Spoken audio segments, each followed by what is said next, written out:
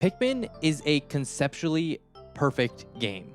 Now, when I say conceptually perfect, I don't mean it's a 10 out of 10 flawless masterpiece, even though Pikmin 1 gets pretty close to it. What I mean is, Pikmin takes the concepts and ideas from the RTS genre and presents them in a way to make them immediately understandable to the player, as well as make the player much more connected to the game itself.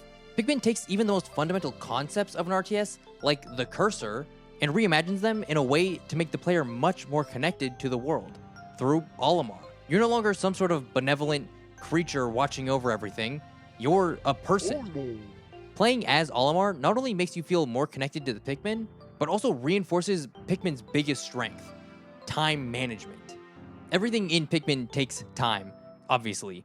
From plucking Pikmin to breaking down walls, or even moving something to your ship. It all takes time. And you have a limited amount of time, as Olimar needs to be off the planet in 30 days.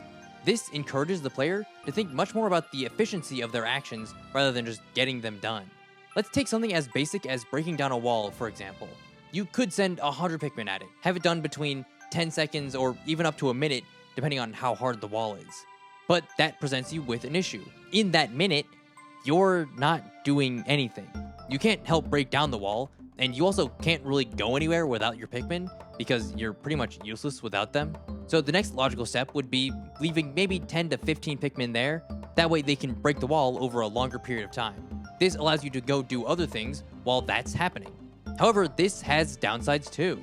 Those Pikmin need to stay there, and the more you leave, the less you have to use in combat or moving objects. And do this enough times and you'll run into the same issue again, not having enough Pikmin to get any work done.